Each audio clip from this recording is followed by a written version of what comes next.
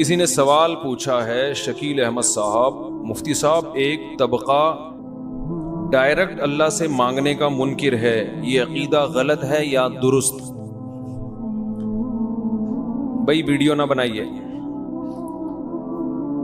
سوال پوچھا ہے کہ ڈائریکٹ اللہ سے مانگنے کا ایک طبقہ منکر ہے، وہ کہتے ہیں وسیلے کے بغیر مت مانگو۔ یہ جو وسیلے کا لفظ ہے نا، اس کا ہمارے ہاں بڑا مسئلہ یہ ہے کہ کچھ اختلافات ایسے ہیں جو الفاظ کے معنی نہ سمجھنے کی وجہ سے ہیں، اس کو کہتے ہیں نزاع لفظی۔ دیکھو ایک آدمی کہتا ہے اردو میں انڈے کو کیا کہتے ہیں؟ انڈا، انگلش میں ایگ کہتے ہیں، عربی میں بیضہ کہتے ہیں، پشتو میں اگئی کہتے ہیں نا، اگئی، اور فارسی میں شاید تخم کہتے ہیں، واللہ عالم۔ تو ایک کہہ رہا ہے، ایک ڈاکٹر کہہ رہا ہے کہ بھائی صبح ناشتے میں انڈا کھانا چاہیے، دوسرا کہہ رہا ہے صبح ناشتے میں انڈا نہیں کھانا چاہیے۔ ان کی زبان میں انڈا جو ہے وہ کہتے ہیں اس کو زہر کو کہتے ہیں، فرض کر لیں ان کی زبان میں انڈا کسے کہتے ہیں؟ بولو، زہر۔ ایک کہہ رہے ہیں انڈا کھانا چاہیے ناشتے میں، دوسرا کہہ رہے ہیں انڈا نہیں کھانا چاہیے۔ دونوں کے مناظرے ہو رہے ہیں، بحث ہو رہی ہیں، کتابیں لکھی جا رہی ہیں۔ او بھائی دونوں کو بٹھا کے پہلے پوچھو تو انڈا کہتا کس کو ہے؟ تیری نظر میں انڈے کی ڈیفینیشن کیا ہے؟ وہ بتائے گا اس کو بولتے ہیں، دوسرا کہے گا یہ تھوڑی غلط ہے، اس کو کون ناجائز کہتا ہے؟ یہ تو کھانا چاہیے۔ تو پھر تو اتنے مناظرے کیوں کر رہا ہے؟ بھائی میں تو انڈا اس زہر کا نکالا، ہم تو ہماری زبان میں انڈا اس کو کہا جاتا ہے۔ تو بحث ختم ہو گئی کہ نہیں ہو گئی؟ یہ جو میں نے حافظ صدیق کو بلایا تھا نا، صدیق رضا جو اہل حدیث کا مناظر ہیں، ان کو میں نے مناظرہ کرنے کے لیے نہیں بلایا تھا، ان کو میں نے کہا تھا تقلید جس کو تم حرام کہتے ہو، پہلے یہ بتاؤ تمہاری نظر میں تقلید کی ڈیفینیشن کیا ہے؟ اس ڈیفینیشن سے پتا چلے گا کہ یہ عمل جائز ہے یا حرام ہے، کیونکہ تقلید کی ہر ایک نے مختلف تعریف کی ہے۔ کسی نے تقلید کی کیا تعریف کی، کسی نے کیا تعریف کی، تو ہر ڈیفینیشن کو دیکھ کے اندازہ لگائے گا کہ آپ تقلید کا مفہوم سمجھتے کیا ہو۔ میں نے ان کو بڑی بھائی بندی میں کہا تھا بیٹھ جاتے ہیں، میں نے کہا ہو سکتا ہے تقلید آپ کی نظر میں جس چیز کا نام ہے ہم بھی اس کو ناجائز ہی کہتے ہوں، تو ہمارا پھڈا وہیں سے کیا ہو جائے گا، مناظرے کی ضرورت ہی پیش نہیں آئے گی۔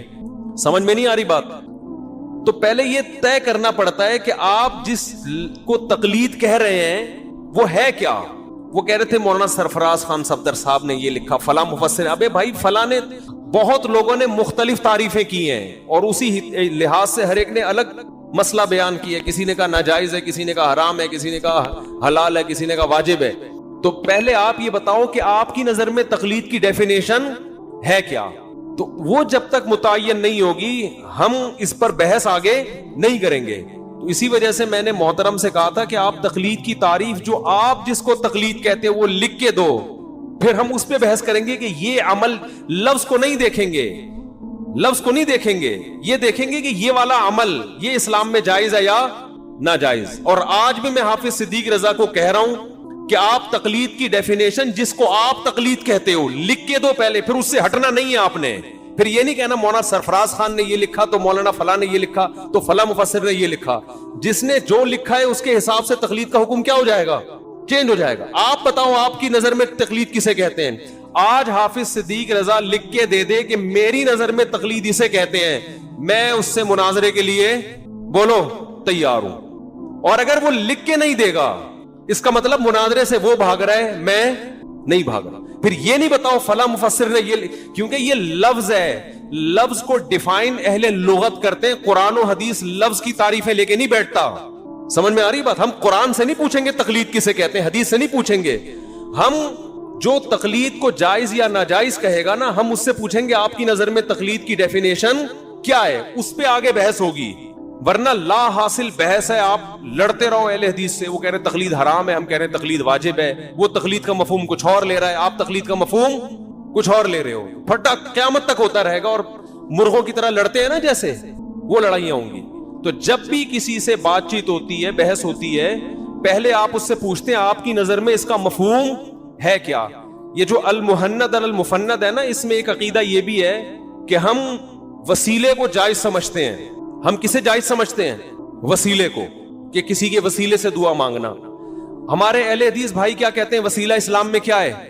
बोलो, हराम है। फिर वो ये बहस भी करते हैं मुर्दों का वसीला जायज नहीं है, जिंदों का वसीला जायज है। ये भी बहस एक आती है दरमियान में। भाई वसीले को पहले डिफाइन करो, आपकी नजर में वसीले का मफहूम क्या है, हमारी नजर में वसीले का मफहूम क्या है। जब तक ये मफहूम मुतय्यन नहीं होगा, क़यामत तक ये लड़ाई जारी रहेगी। हमारी नजर में वसीले का मफहूम वो नहीं है जो अहले बिदत की नजर में है। देखो, वसीला बिल अमल सबके नजदीक जायज है। वसीला बिल अमल किसे कहते हैं? अपने किसी अमल को अल्लाह के सामने पेश करके उसका वास्ता देना, इसको क्या कहा जाता है? वसीला बिल अमल। ये अहले हदीस भी जायज कहते हैं, हम भी क्या कहते हैं इसको? बोलो ना, जायज है। इसकी मिसाल हदीस से मिलती है। 3 आदमी गार में बंद हो गए थे, तीनों ने अपने अमल का वसीला पेश किया। एक ने कहा, अल्लाह मैं अपने माँ बाप के लिए पूरी रात दूध लेके किनारे पे खड़ा रहूं, तो मेरे इस अमल को कबूल फरमा, अगर ये तेरे खातिर था तो जिस मुसीबत में हम हैं उससे हमें क्या दे दे निजात। ये वसीला है ना। किसका वसीला? अमल का वसीला। डायरेक्ट अल्लाह ही से मांग रहे हैं। वसीला किसको बना रहे हैं? अपने अमल को पेश कर। वसीला कहते हैं जरिया को, कि अल्लाह की रहमत को खींचने का क्या है? जरिया है। आज बहुत सारे फट्टे खामखा हो रहे हैं। वो आपकी बात नहीं समझ रहा, आप उसकी बात नहीं समझ। वो जिस पे बहस कर रहे हैं, आपका भी वही अकीदा है जो उसका अकीदा है। लफ्जी निजा को बुनियाद बना के लड़ाइयां। तकलीद का मामला भी ऐसा ही है। जिस तकलीद को हम वाजिब कहते हैं उसको अल्लाह की कसम अहले हदीस भी वाजिब कहते हैं। उसको वो करते हैं। वाजिब कहना तो दूर की बात, वो सारे यही कर रहे हैं। अहले हदीस की अवाम अपने उलमा की तकलीद करती है, वो तकलीद जिसको हम तकलीद कह रहे हैं। और जिसको अहले हदीस उलमा जिस तकलीद को हराम कह रहे हैं उसके हम भी कायल नहीं है। वो तकलीद और तरह की है। और हम जिस तकलीद के वाजिब या जायज होने की बात कर रहे हैं, वो तकलीद, उसकी डेफिनेशन अलग है उसकी। अब आप अगर मुफस्सिरीन की किताबों में जाओगे, फला ने ये लिखा, तो फला ने, हर आदमी ने अपने हिसाब से अलग अलग इस्तिलाह में तारीफ कुछ और है, लुगत में तारीफ कुछ और है, फिर फुक़हा की इस्तिलाह कुछ और है, मुहद्दिसीन की इस्तिलाह कुछ और है। इस्तिलाही अल्फाज देखो, किसी चीज का फिजिक मेडिकल नाम कुछ और होता है, अवामी नाम कुछ और होता है। अगर ये कोरोना का नाम कोविड-19 है ना, ये तो डॉक्टरों ने रखा है।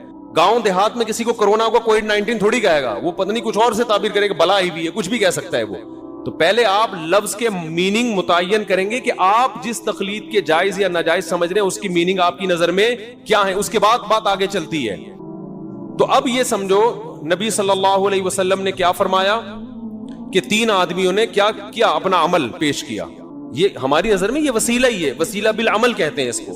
अमल पेश किया कि वो फला ने कहा कि मैंने पूरी रात अल्लाह अपने वालिदैन के सामने दूध का प्याला लेके खड़ा हूं। एक ने कहा कि मुझे जिना का मौका मिला, तेरी खौफ से मैं उससे पीछे हट गया, तो तू मुझे इस मुसीबत से निजात दे दे।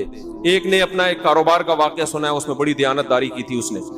तो ये है वसीला बिल अमल, जिसको अहले हदीस भी जायज समझते हैं और हम भी जायज। एक होता है वसीला बिज़ात। तो वसीला बिज़ात हमारी नजर में वो वसीला बिल अमल ही है, क्योंकि जात बराए जात मकसूद नहीं होती। हमारी नजर में जब किसी बुजुर्ग का वास्ता दिया जाता है, अल्लाह इसके वास्ते से मेरी ये दुआ कबूल फरमा ले, तो वास्ते का मतलब हमारी राय में, हमारे उलमा की राय में ये है कि अल्लाह मुझे इससे मोहब्बत है, ये तेरा नेक बंदा है, मुझे इससे मोहब्बत है, मेरे इससे ताल्लुक है। ये ताल्लुक भी एक अमल है ना। नेक लोगों से मोहब्बत, नेक लोगों से ताल्लुक क्या है? देखो, आप जाते हो, जब आपका दफ्तर में कोई काम फंसा हुआ होता है, आप एसएचओ के चचा को ले जाते हो। थाने में कोई काम फंसा हुआ है, एसएचओ के चचा से आपने राब्ता किया, चचा से फोन करवाया, चचा को आपने क्या बनाया? वसीला। तो इसमें 2 जिहतें हैं। एक तो वसीला ये कि चचा वो एसएचओ से भी बड़ी चीज थी कोई, उसने जब फोन कर दिया एसएचओ साहब ढेर हो गए।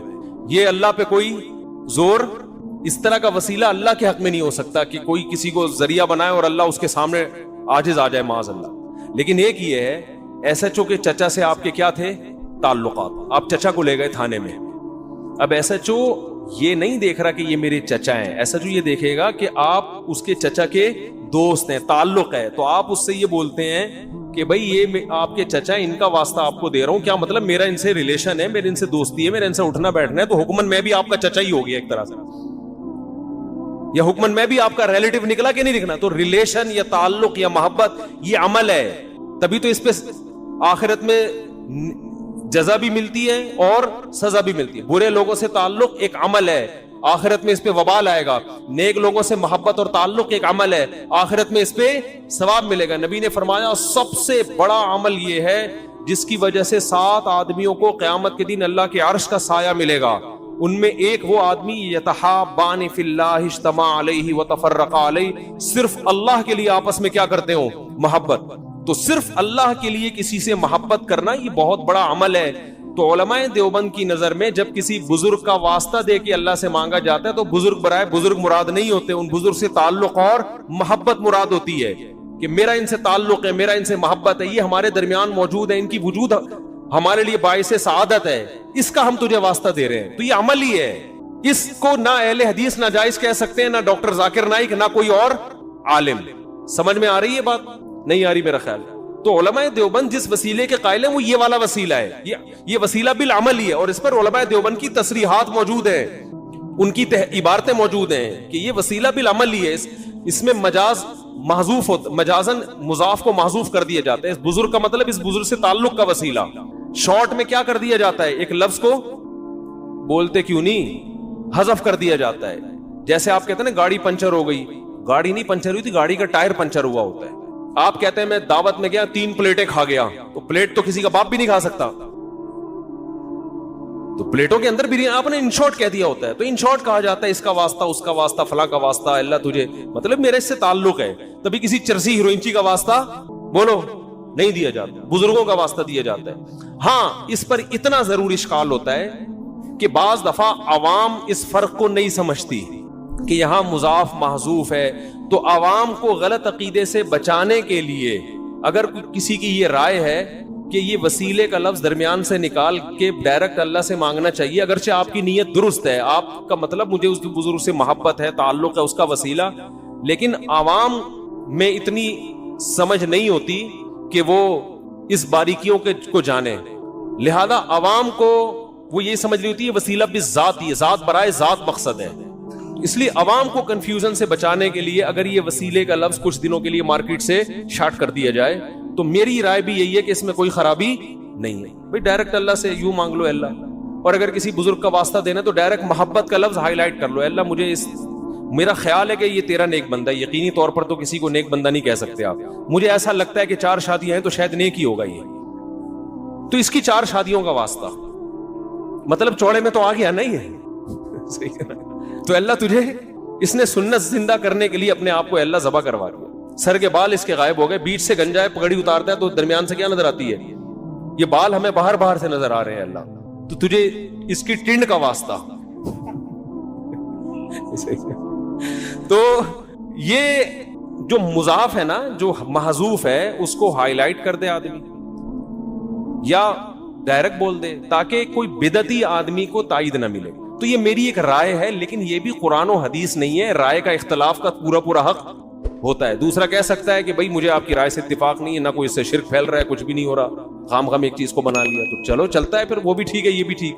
تو یہ جو وسیلے کے لفظ پہ اتنی بحثیں چل رہی ہیں, یہ وسیلے کے لفظ کا مفہوم پہلے متعین کرو کہ تمہاری رائے میں وسیلہ کسے کہتے ہیں, ہماری رائے میں وسیلہ کسے کہتے ہیں. تقلید کی ڈیفینیشن ابن قیم نے الگ کی ہے, ابن تیمیہ نے الگ کی ہے, علامہ سرفراز خان صفدر صاحب نے الگ کی ہے, حضرت فلاں نے الگ کی ہے, وہ ہر ایک الگ الگ حکم بیان کر رہا ہے. سمجھتے ہو؟ تو پہلے آپ بتاؤ آپ کی نظر میں کیا اس کا تصور ہے, ہم اس پہ بحث کریں گے کہ یہ جائز ہے یا ناجائز. تبھی حافظ صدیق رضا نے کہا نا کہ تقلید کہتے ہیں بلا دلیل کسی کی بات کو ماننا. تو میں نے کہا تو بہت سارے تابعین نے صحابہ کی باتوں کو بلا دلیل مانا ہے. اس پہ فوراً وہ ہمارے مشہور زمانہ نے کلپ بنا لیا کہ وہ صحابہ تھے اور تم کیا ہو, تم تو کوئی دیوبندی ہے, تو کوئی بریلوی ہے, تو کوئی فلانا ہے, تو کوئی ڈمکانا. تو بات جو چل رہی ہے اس کو موضوع سے ہٹا دی. ہماری بات آپس کی بحث ہو رہی ہے, ہم تقلید کی کو ڈیفائن کر رہے ہیں, تم درمیان میں بلا وجہ تمہیں کون پوچھ رہے ہیں, تم سے پوچھا کسی نے؟ وہ خام خام میں بیٹھ کے اپنا ایک وہ ایفیشنسی جھاڑنے کی کوشش کی ہے. تو یہاں بھی یہی مسئلہ ہے کہ یہ جو انہوں نے سوال پوچھا ہے نا, ایک طبقہ ڈائریکٹ اللہ سے مانگنے کا منکر ہے, یہ عقیدہ غلط ہے یا درست؟ تو اللہ سے ڈائریکٹ ہی مانگا, اگر وسیلہ بھی ہونا تو وہ ڈائریکٹ اللہ ہی سے مانگا جاتا ہے. جو لوگ اپنے عمل کا وسیلہ پیش کر رہے تھے وہ بھی ڈائریکٹ کس سے مانگ رہے تھے؟ اللہ سے مانگ رہے تھے. عمل کو ذریعہ بنا رہے ہیں اللہ کی رحمت کو متوجہ کرنے کا. تو محبت بھی ایک عمل ہے. جب کسی بزرگ کا واسطہ دیا جاتا ہے تو اللہ ہی سے ڈائریکٹ مانگا جا رہا ہے, ان بزرگ سے یا صحابہ سے یا تابعین سے یا اہل بیت سے. جیسے عبداللہ بن عباس کا واسطہ دیا بعض صحابہ نے, تو یہ اہل بیت سے کہ ہمیں بھی ان سے محبت ہے, یہ ہمارے درمیان موجود ہے, ان کا خیال کر لے اللہ تو یہ محبت کا یہ نبی سے بھی جائز ہے, نبی کا وسیلہ کہ ہم ان کے امتی ہیں, اللہ تو ان کے واسطے سے تیری جو کرم محمد صلی اللہ علیہ وسلم اور ان کے امتیوں پر ہوا ہے وہ باقی بنی اسرائیل پر نہیں ہوا, تو محمد صلی اللہ علیہ وسلم کا واسطہ دے رہے ہیں کہ ہم ان کے امتی ہیں. تو امتی ہونا یہ بھی ایک عمل ہے, اگرچہ غیر اختیاری عمل ہے, یہ اللہ کی طرف سے ہمارا, لیکن ہمارا کوئی دخل نہیں ہے نا, لیکن ہو تو گیا نا. ایمان کا واسطہ دیا جاتا ہے, اللہ تو نے جو ہمیں ایمان دیا اس کا واسطہ کہ تو ہمارے گناہ کو معاف کر دے. تو یہ ایمان اختیاری تھوڑی, ہمیں تو گاڈ گفٹڈ ایمان ملا ہے نا, ماں باپ کی وجہ سے ملا ایمان. تو عمل غیر اختیاری ہو یا اختیاری ہو اس کا وسیلہ دیا جا سکتا ہے. لیکن میری رائے یہی ہے کہ جو صحابہ میں عام طور پہ دعا مانگنے کا رواج تھا تو اسی کو زیادہ فوکس کرنا چاہیے. ایسا لفظ درمیان میں کیوں لے کر آ رہے ہو جس کے مطلب بیان کرنے پڑے. لیکن المحنت میں جو علماء دیوبند کا عقیدہ لکھا ہوا ہے نا کہ وسیلے سے دعا مانگنا جائز ہے, اس کے مراد یہ والا وسیلہ ہے, اور اس کے ناجائز ہونے کا کوئی بھی دنیا میں قائل نہیں ہو سکتا. جنہوں نے ناجائز لکھا ہے وہ اس کو نہیں لکھا ہے, اس کو کہہ نہیں سکتے, یہ تو عمل ہے.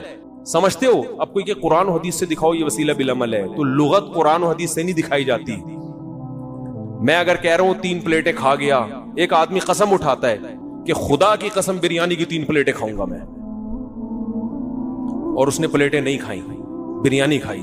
مفتی کے پاس آیا مسئلہ پوچھنے کے لیے, مفتی اسے بتائے گا کہ تجھے کفارہ تجھ پر لازم نہیں ہے کیونکہ تو نے 3 پلیٹوں کی قسم اٹھائی تھی اور تو نے 3 پلیٹیں کھا لی. ایک بندہ سامنے بیٹھا ہوا ہے, وہ کہہ رہا مفتی صاحب پلیٹیں تو وہیں کے وہیں پڑی ہوئی ہیں, اس پر تو کفارہ لازم ہے قسم کا, کیونکہ اس نے کہا تھا پلیٹیں کھاؤں گا, پلیٹیں اس نے کھائی نہیں ہے, قسم کا کفارہ ادا کرے.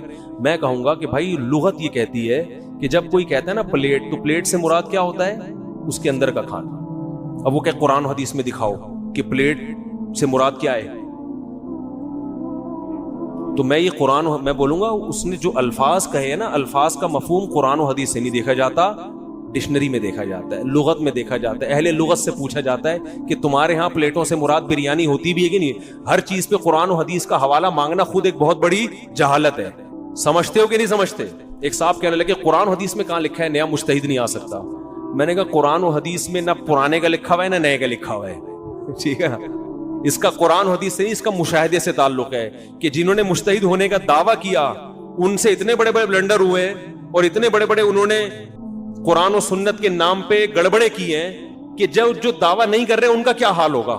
تو مشاہدے پر مبنی ایک حقیقت ہے کہ اب لوگوں میں وہ صلاحیتیں نہیں ہیں. دیکھو یہ 360 ایپ ہے نا, ایپلیکیشن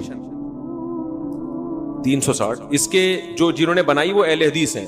میرا مقصد مسلک پر اعتراض کرنا فی الحال نہیں ہے. لوگ کہتے ہیں ہم تو اب تو ہمارے پاس سامنے قرآن و حدیث بالکل ایسے, اب ہمیں کیا ضرورت ہے کسی عالم سے پوچھنے کی. کل میں نے 360 ایپ میں صحیح مسلم کی ایک حدیث دیکھی, اس کا ترجمہ غلط ہوا ہے. صحیح مسلم کی حدیث کا ترجمہ ہوا ہے نبی کے دور میں اکٹھی 3 طلاقیں ایک سمجھی جاتی تھیں. اکٹھی کا لفظ ایپلیکیشن والے نے یا تو خود غلط لگایا یا کسی ترجمہ اٹھایا جو ترجمہ کیا تھا, طلاق کا مسئلہ ہے, اتنا حلال و حرام کا مسئلہ, اس میں آپ صحیح مسلم کی حدیث میں ایسا ورڈ کا اضافہ کر رہے ہیں جو عربی الفاظ میں بولو, اور اس سے زمین آسمان کا فرق پڑ رہا ہے مسئلے میں. تو ایپلیکیشن دیکھ کے انسان مفتی نہیں بن جاتا, صرف کتابیں پڑھ کے مفتی نہیں بن جاتا. اسے کیا پتا کہ یہ کتاب میں جو حدیث کا ترجمہ ہے یہ بھی, اور آج خیانتیں بہت ہیں, ہر آدمی اپنے مسلک کے حساب سے حدیثوں کو ڈیفائن کر رہا ہے, ترجمے اپنے مسلک کے حساب سے کر رہا ہوتا ہے. تو شاید وہ اہل حدیث ہیں, شاید انہوں نے اس وجہ سے کر دیا, مجھے نہیں, یقین سے نہیں میں کہہ سکتا, ہو سکتا ہے کہیں سے کاپی پیسٹ کیا ہو ترجمہ, لیکن یہ بہت بڑی گڑبڑ ہے, اس پہ آواز اٹھانی چاہیے. پھر مجھے کچھ لوگوں نے بتایا کہ اور بھی کچھ حدیثوں میں اس طرح کا مسئلہ ہوا ہے, تو میں نے ان سے کہا مجھے نکال کے لاؤ, میں تھوڑا سا ان ایپلیکیشن والے صاحب سے بات کروں گا کہ بھئی آپ اس کو کریکٹ کریں. تو میرا پیغام 360 جنہوں نے ایپلیکیشن بنائی ہے انتہائی احترام کے ساتھ ان تک اگر کوئی پہنچا سکتا ہے تو ان کو بتایا کہ یہ جو آپ نے صحیح مسلم کی حدیث کا ترجمہ کیا کہ نبی کے دور میں اکٹھی 3 طلاقیں ایک سمجھی جاتی تھی, اس میں اکٹھی کا لفظ کیا کریں, حذف کریں. یہ صحابی کا بیان نہیں ہے, اس میں علیہ طلاق ہے کہ علیہ طلاق 3 ایک سمجھی جاتی تھی, جس کا جواب موطا امام مالک میں موجود ہے, ابو داؤد میں موجود ہے کہ زمانے جاہلیت میں جیسے متع جائز تھا صحیح مسلم کی حدیث کے مطابق, ایسے ہی 3 طلاقیں چاہے ایک مجلس کی ہوں یا 10 مجلس کی, 3 ایک سمجھی جاتی تھی. اسلام نے اس حکم کو منسوخ کیا ہے. خیر حدیث پر فقہی بحث تو ایک الگ ٹاپک ہے نا, ترجمہ تو لفظ بلفظ ہونا چاہیے نا, اس کی تشریح کیا ہے وہ تو ایک الگ چیز ہے. آپ تشریح میں لکھ دیں اپنی رائے, ترجمے میں تو نہ لکھیں, ترجمے میں تو لوگ سمجھیں گے یار یہ نبی کے دور میں تو ایک مجلس کی 3 ایک, اور یہ مولویوں نے کیا فتوے دینا شروع کر دیے. تو چاروں امام معاذ اللہ, صحابہ کرام, تابعین جو اکٹھی 3 کو 3 کہتے تھے, لوگ ان کو سب کو بیوقوف معاذ اللہ سمجھیں گے. اور یہ ہو رہا ہے آج کل, چند حدیثوں کے نمبر ترجمے یاد کر کے اسلاف سے اعتماد کیا ہو رہا ہے, ختم ہو رہا ہے. تو یہ گڑبڑیں ہو رہی ہیں. تو یہ دور فتنوں کا دور ہے, علمیت نہیں ہے, لکیر کی فقیری کا دور ہے, مسلک پرستی کا دور ہے. ہر آدمی قرآن و سنت کے نام پہ نیا مسلک بنا کے کہتا ہے یہ ٹھیک ہے اور میرا کوئی مسلک ہے نہیں, میں کسی کو نہیں مانتا. مطلب ہوتا ہے سارے غلط ہیں, میں کیا ہوں, صحیح ہوں. یہ چل رہا ہے مارکیٹ میں. تو الفاظ کو پہلے متعین وسیل. قال الذی اشتراہ من مصر, تو یوسف علیہ السلام یہاں سے مصر پہنچے اور مصر کے بازار میں فروخت ہوتے ہوتے ہوتے ہوتے بالآخر شاہی خاندان نے ان کو خرید لیا. یہ خوبصورت بہت تھے. تو بادشاہ جو مصر کا بادشاہ تھا اس نے خرید لیا. اس نے کہیں دیکھا ہوگا, خرید کے اچھی قیمت پہ لے آیا اور اپنی بیوی سے کہنے لگا اکریمی مسواہو, اس کا خوب اکرام کرنا, عسیٰ ان ینفعنا, یا تو یہ غلام بن کے ہمیں فائدہ پہنچائے گا, او نتخذہ ولدا, یا ہم اس کو اپنا بیٹا بنا لیں گے. کہا جاتا ہے کہ اس کی اولاد نہیں تھی. بعض دفعہ بچے خوبصورت ہوتے ہیں نا, تو انسان کا دل نہیں چاہتا اس کو غلام بنائے. انسان کہتا ہے یار یہ تو اپنی اولاد. تو اس نے آپشن دیا کہ بھائی بیٹا بھی ہم بنا سکتے ہیں, ورنہ ہمارا خادم بن کے خدمت کرے گا. اللہ فرماتے ہم نے یوسف کو اس طرح ٹھکانہ دے دیا. ولما بلغ اشدہ, جب جوانی کی دہلیز پہ قدم رکھا یوسف علیہ السلام نے, ہم نے ان کو علم اور حکمت دیا. پھر ایک دن کیا ہوا کہ کیونکہ بے انتہا حسین تھے. حدیث میں آتا ہے رسول اللہ صلی اللہ علیہ وسلم نے فرمایا میں نے معراج کی رات یوسف علیہ السلام کو دیکھا. پوری کائنات میں انسانوں کو اللہ نے جتنا حسن بانٹا ہے, اکیلا آدھا یوسف علیہ السلام کو دیا ہے. یعنی آپ تصور کر لو نا, کوئی دنیا میں حسین سے حسین دیکھو, اس کو کروڑوں سے ضرب دے دو آپ. ہر پیغمبر کا ایک معجزہ ہوتا ہے نا. معجزے کا کیا مطلب ہے؟ جو آپ کو عاجز کر دے, آپ یہ کام کر نہیں سکتے, آپ کی عقل حیران ہو جائے کہ یار یہ ممکن نہیں ہے. تو موسیٰ علیہ السلام لاٹھی کو سانپ بناتے, عیسیٰ علیہ السلام مردے کو کہتے زندہ ہو جاتا, تو عقل حیران ہوتی ہے نا یار یہ کیسے ہو رہا ہے. تو یوسف علیہ السلام کا معجزہ کیا تھا؟ ان کا حسن. اتنے حسین کے دیکھ کے انسان یہ کہہ سکتے تھے کہ یہ جھوٹے پیغمبر نہیں ہو سکتے, ان کو الگ سے ہی گاڈ گفٹڈ ہے, یہ اتنا حسین ان کو بنایا کسی وجہ سے. تو اب ظاہر ہے اتنے حسین, تو جو بادشاہ کی بیوی کی نیت خراب ہوئی, اس نے دروازہ بند کر کے تالے لگائے اور یوسف علیہ السلام کو برائی کی دعوت دی. ابھی یوسف علیہ السلام نے جوانی کی دہلیز پہ قدم رکھا ہے.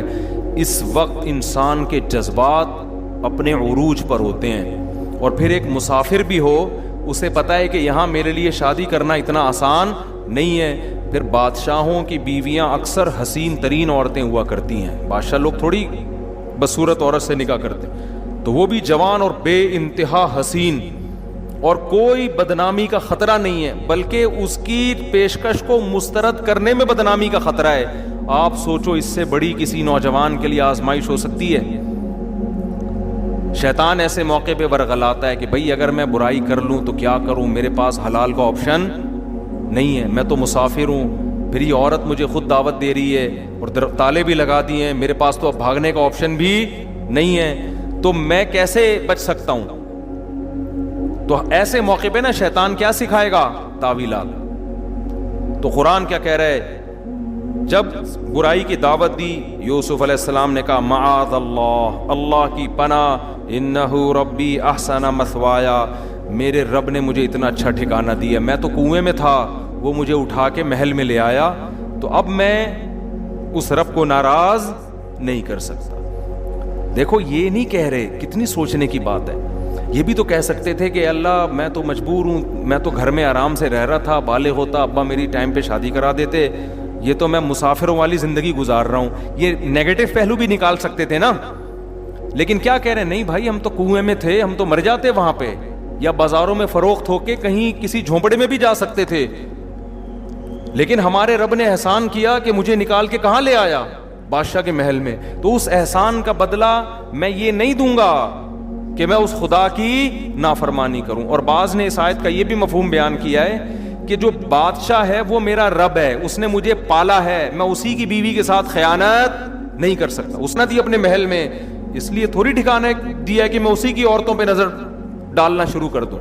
آج یہ بھی ہوتا ہے کہ لوگ آستین کا سانپ بن کے, ایک آدمی اعتماد کرتا ہے, آپ کو اپنی وائف سے ملواتا ہے, ٹھیک ہے یہ غلط ہے, بے پردگی کا گناہ ہے, لیکن بعض لوگ اعتماد کرتے ہیں, تو عزت دار آدمی اس کے اعتماد کو ٹھیس پہنچنے نہیں دیتا. وہ کہتا ہے یار یہ دوست مجھ پہ ٹرسٹ کر رہا ہے, اعتماد کر رہا ہے, تو اس کی بیوی کو اپنی بہن سمجھو, بھابھی سمجھو.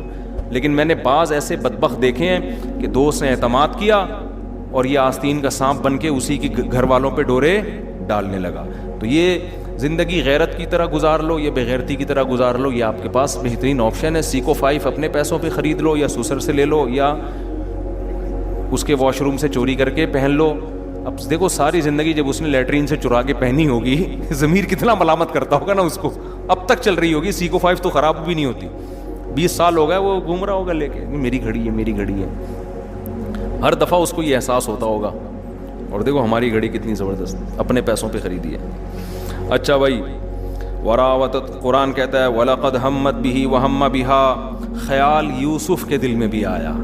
ایسا نہیں ہے کہ یوسف علیہ السلام کے دل میں جذبات پیدا نہیں ہوئے, جذبات ان کے دل میں بھی, کیونکہ جوان تھے. ایک خوبصورت ترین عورت, اور مصر میں تو ویسے ہی حسن بڑا مشہور ہے, خوبصورت ترین عورت ایک ینگ کو بند کمرے میں دعوت دے رہی ہو, کوئی روک ٹوک کرنے والا نہ ہو. قرآن کہہ رہے ہیں ان کے دل میں بھی جذبات پیدا ہوئے, لیکن اللہ فرماتے ہم نے ان کو برائی سے بچا لیا کیونکہ ہمارے نیک بندے تھے. ارادہ کیا انہوں نے بچنے کا, اللہ نے بچا لیا. اس سے پتہ چلتا ہے کہ برائی کا خیال دل میں آنا یہ برا نہیں ہے, یہ آپ کے اختیار سے باہر ہے. بعض دفعہ لوگ کہتے ہیں یار اب جب کوئی ہم عورتیں گزرتی ہیں, نوجوان کہہ رہے ہیں میرا بڑا دیکھنے کا دل کر رہا ہوتا ہے, تو یہ دیکھنے کا دل کرنا تو آپ کے آدمی ہونے کی علامت. جن کا دل ہی نہیں کرتا ان کو ہماری شادیوں کے بیانات بالکل فضول لگتے ہیں, کہتے ہیں پتہ نہیں کس قسم کی باتیں کر رہے ہیں مولوی صاحب بیٹھ کے. یہ تو انہی لوگوں کے لیے جن کا دل کرتا ہے. تو یہ جوان ہونے کی علامت ہے, صحت مند ہونے کی علامت ہے. دل 100 بار کرے لیکن نظر وہاں اٹھے گی جہاں اللہ اجازت دے گا, یہ کامل آدمی ہونے کی علامت ہے. دل ہی کرنا بند کر دے تو یہ میڈیکلی فالٹ ہونے کی علامت ہے. تو یوسف علیہ السلام کے دل میں بھی, اور پیغمبر تو زیادہ طاقتور ہوتے ہیں, بھرپور جذبات تھے, مگر قرآن کہہ رہا ہے انہوں نے فرمایا معاذ اللہ, اللہ کی پناہ. حدیث میں آتا ہے جس نوجوان کو خوبصورت حسین عورت زنا کی دعوت دے اور وہ یہ کہہ دے مجھے اللہ کا خوف ہے, اللہ قیامت کے دن کروڑوں اربوں انسانوں میں سے اس کو لائے گا اور اپنے عرش کے سائے میں پروٹوکول دے گا, اس کو جگہ دے گا. یہ بہت بڑی نیکی ہے کہ آپ کو کوئی عورت خود گناہ کی دعوت دے اور آپ اس گناہ سے بچ جائیں. آج کل تو فیشن بن گیا ہے زنا کرنا. تو قرآن کہتا ہے وَاسْتَبَقَ الْبَابَ, دونوں دروازے کی طرف بھاگے. یوسف علیہ السلام برائی سے بچنے کے لیے آگے بھاگ رہے ہیں, وہ پیچھے کی طرف, اور بالآخر اس نے جب یوسف علیہ السلام کا کرتا پکڑا ہے تو وہ پیچھے سے پھٹ گیا. اچانک دروازہ کھل گیا, جب دھڑم دھڑم ہوئی ہے تو وہ بادشاہ سلامت تشریف لے آئے. اب جیسے ہی دروازہ دھکا دے کے کھلا ہوگا یا لات مار کے توڑا ہوگا, اس نے جو بھی کیا ہوگا, تو دونوں سامنے کھڑے ہوئے ہیں. یوسف علیہ السلام بیچارے ابھی کچھ بولے ہی نہیں ہیں کہ زلیخا جس کا نام کہا جاتا ہے وہ کیا بولنے لگی, یہ نہیں کہہ رہی ہے یہ مجرم ہے, میں صاف ستھری ہوں, میں پاک دامن ہوں, تمہارے گھر میں جو غلام ہے اس نے مجھ پہ نظریں ڈالی ہیں, یہ نہیں کہہ رہی. ہوشیاری دیکھو, کہہ رہی ہے ما جزاء من اراد باہلک سوءا. بادشاہ سلامت ایکسکیوز می سر, ایک بات سنیے, آپ مجھے صرف یہ بتائیے کہ ایک آدمی کو آپ نے گھر میں رکھا, اس کو اچھا ٹھکانہ دیا, اور وہ آپ ہی کی بیوی پہ نظریں ڈالنے لگے, دروازے بند کر کے کنڈیاں لگا کے, اس کی سزا بتائیں کیا ہونی چاہیے. ڈیڑھ ہوشیاری دیکھ رہے ہیں, نہیں سمجھ میں آ رہا. میں اس لیے اتنا ڈیٹیل بیان کر رہا ہوں کہ یہ تمام ڈیڑھ ہوشیاریاں آج ہو رہی ہیں اور لوگ ان ڈیڑھ ہوشیاریوں سے متاثر ہوتے ہیں. میڈیا پہ چل ہی یہی رہا ہے ٹوٹلی, سمجھتے ہو. جو 2 نمبر آدمی ہوتا ہے نا, وہ پینڈوانہ طریقے سے الزام نہیں لگاتا, وہ بڑے ٹیکنیکل طریقے سے لگاتا ہے کہ اس پہ تو بحث ہی نہیں کرنی ہے کہ صحیح کون ہے غلط کون ہے. غلط تو یہ ہے ہی, میں تو ہوں ہی نہیں, میں تو پاک دامن ہوں, سزا بتائیں کیا ہونی چاہیے. سمجھ میں آ رہی ہے؟ جو بیچارے پاک دامن تھے وہ چپ کھڑے ہوئے، بولنا تو ان کو پہلے چاہیے تھا، اور بول یہ پہلے رہی ہے. کیا کہہ رہی ہے؟ بادشاہ سلامت، میرے ہسبینڈ، میرے سر کے تاج، یہ بتائیے کہ جو بندہ آپ کے گھر میں رہ کر آپ کی بیوی پہ غلط نظریں ڈالے اس کی سزا بتائیں کیا ہونی، کتنے سال قید با مشقت ہونی چاہیے. اب جب الٹا اس نے ایسا الزام لگا دیا، یوسف علیہ السلام نے فرمایا ہی راودتنی عن نفسی، بھائی اس نے مجھے ورغلانے کی کوشش کی ہے، اس نے مجھے، یہ سب پروگرام اس کا بنایا ہوا ہے.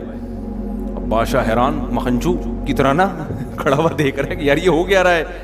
تو قرآن کہہ رہا ہے ایک بچے نے جو بادشاہی کے خاندان میں تھا وہ بڑا ہوشیار تھا، تو اس نے کہا کہ بھائی دیکھ لو کہ اگر کرتا پیچھے سے پھٹا ہوا ہے تو یہ اس کی علامت ہے کہ یوسف سچے ہیں، وہ آگے بھاگ رہے تھے اور یہ پیچھے، اور اگر کرتا آگے سے پھٹا ہوا ہے تو اس کا مطلب یوسف غلط ہیں.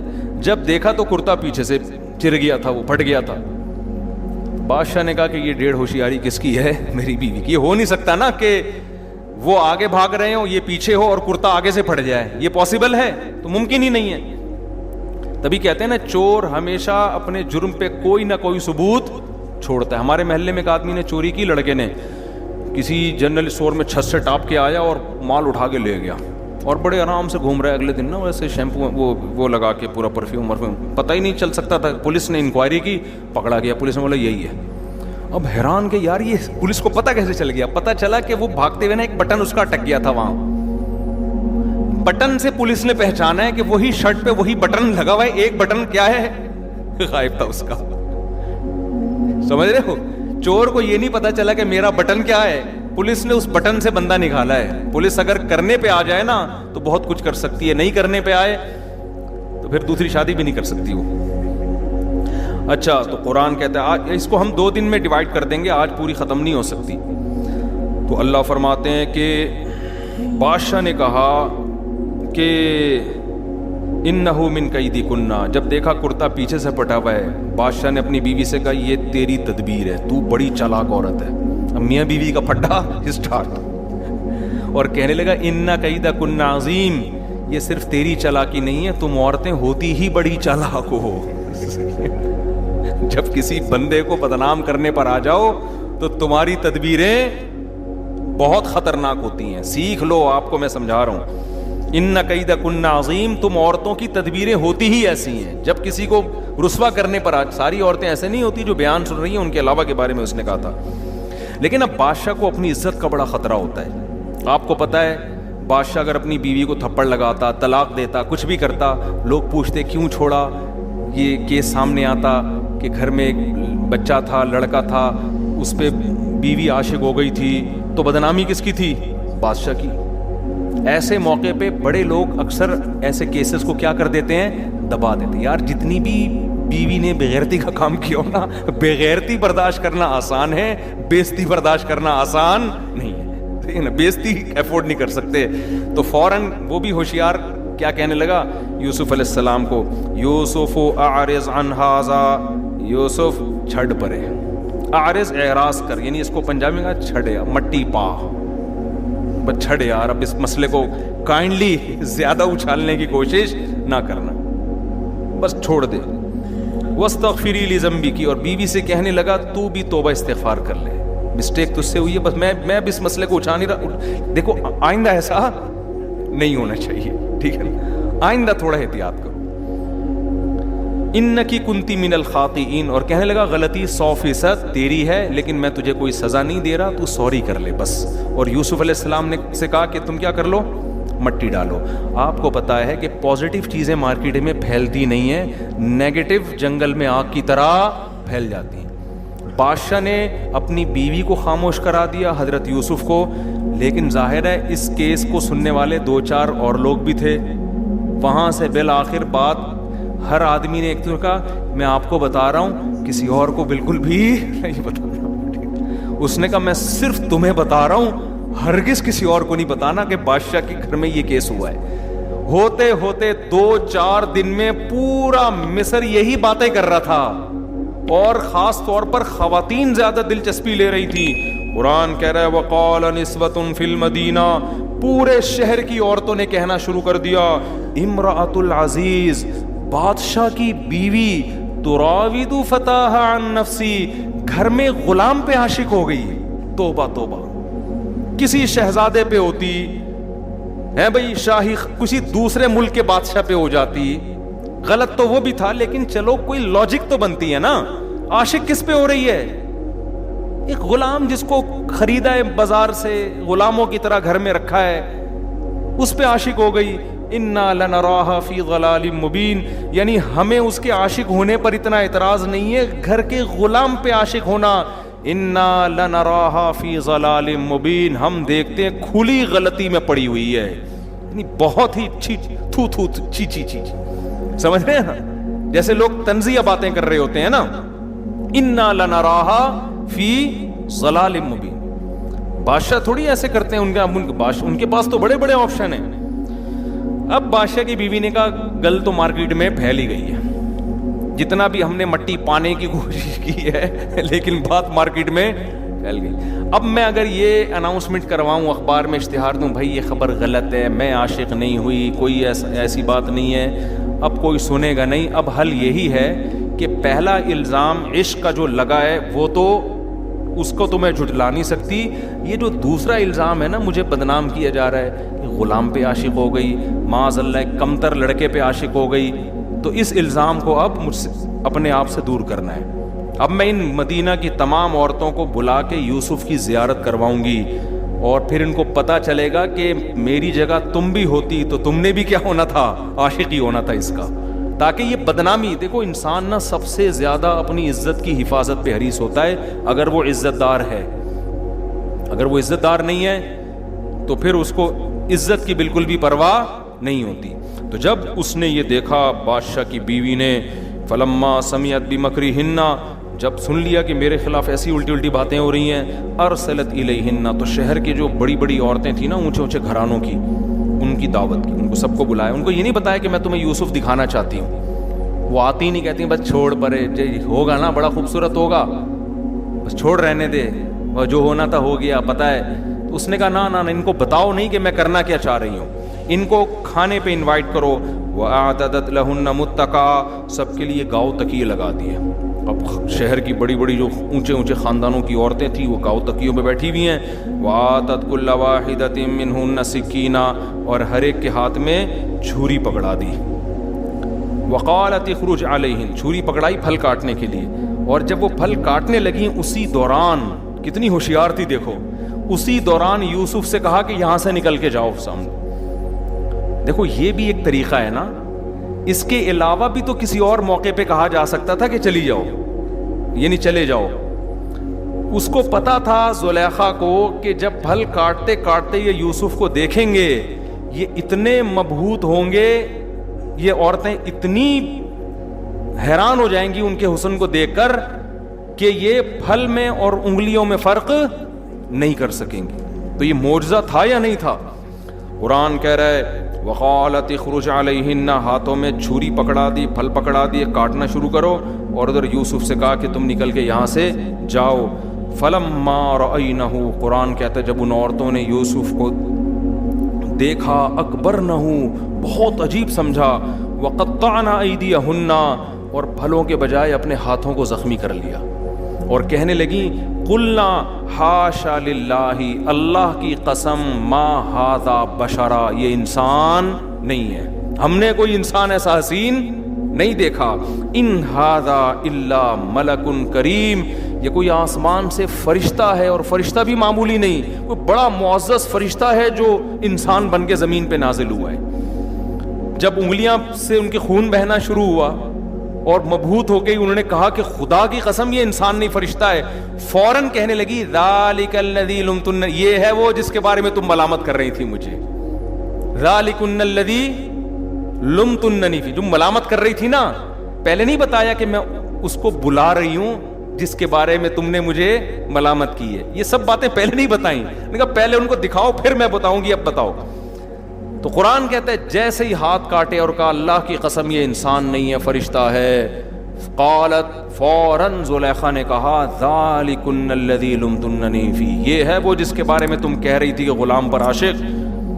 اور وَلَقَدْ رَاوَدتُّهُ عَن نَفْسِهِ، ہاں اللہ کی قسم میں نے اس کو ورغلایا تھا، میں اس پہ عاشق ہوئی تھی اور میں نے اس کو برائی کی دعوت دی تھی، یعنی میں اقرار کرتی ہوں، اب بتاؤ میں مجرم تھی یا نہیں تھی؟ اور پھر جب دکھا دیا سب کو تو اب ببانگ دہل اعلان کرنے لگی، اب میری جو محبت ہے، عشق ہے، وہ ایکسپوز ہو چکا ہے، سب کو پتہ چل چکا ہے، عزت ہونی تھی نہیں ہونی تھی پتہ چل گیا۔ اور اب کیا کہنے لگی، لَإِن لَّمْ يَفْعَلْ مَا آمُرُهُ، اس نے اگر میرے ساتھ میری خواہش پوری نہیں کی جو میں اس کو دعوت دے رہی ہوں، لَيُسْجَنَنَّ، اس کو جیل کی کوٹری میں ڈال دیا جائے گا، وَلَيَكُن مِّنَ الصَّاغِرِينَ، اور یہ رسوا ہو جائے گا۔ پہلے زمانے کے جیل آج کے جیلوں کی طرح نہیں ہوتے تھے، کھلے عام اعلان کر دیا کہ اب میں سب کو اعلان کر کے بتا رہی ہوں، ہمیشہ کے لیے اس کو کہاں ڈلوا دوں، بادشاہ کی بیوی ہے، کچھ بھی کر سکتی ہے، جیل میں ڈلوا دوں گی۔ یوسف علیہ السلام نے ایسے موقع پہ کیا کہا؟ دیکھو کوئی بھی ہوتا ایسے موقع پہ کہتا کہ اب میں کیا ہو گیا ہوں، بولو مجبور۔ آج بتاؤ اتنا مجبور کوئی ہوتا ہے جتنے یوسف علیہ السلام ہوئے تھے؟ آج تو لوگ یہ کہہ رہے ہوتے ہیں یار ہماری شادی ابا کرا نہیں رہے، تو اب طوائف خانوں میں جانا شروع کر دیا انہوں نے، کرا نہیں رہے یار، ایکچولی میں مجبور ہو گیا تھا، مجھے نیند نہیں آتی، شہوت دماغ پہ چڑھ جاتی، میں ڈپریشن میں جانے لگتا ہوں، تو مجبوری ہے۔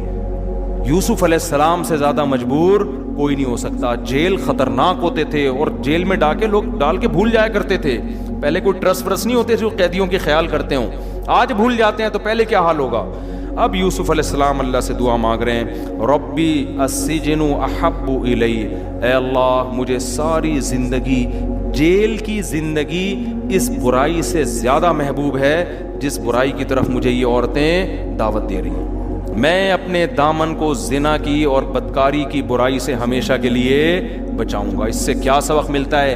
پیغمبروں نے شادیاں 4 8 10 کی ہیں، لیکن زنا کے قریب بولو نہیں۔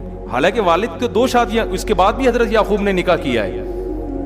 اس سے پتہ چلتا ہے کہ دیکھو نکاح کثرت سے کرو، کوئی پابندی نہیں، اللہ خوش ہوگا۔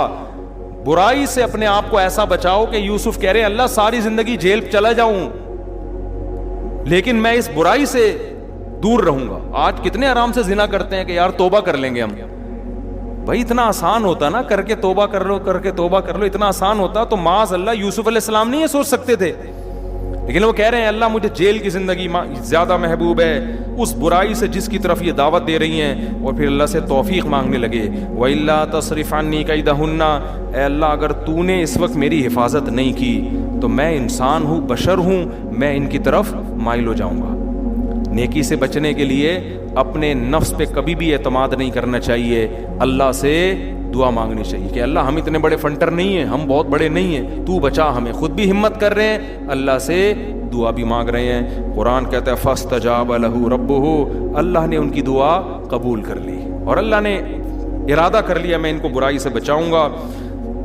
پھر فرمایا ثم بدا لہم من بعد ما رأوا الآیات، اب بادشاہ کی کیونکہ یہ بات پھیل چکی تھی نا سب جگہ، اب سب کو تو پورے مصر کو تو زیارت نہیں کرا سکتے تھے یوسف علیہ السلام کی، بادشاہ کی بھی دبا کے بدنامی ہو گئی نا کہ بیگم کے ان کے تعلقات چل رہے ہیں۔ اب بادشاہ نے کہا اب میں یہی کر سکتا ہوں کہ لوگ کہہ رہے ہیں بھائی اگر غلطی تیری بیوی کی تھی، غلطی اگر یوسف کی تھی تو وہ جیل میں کیوں نہیں ہے؟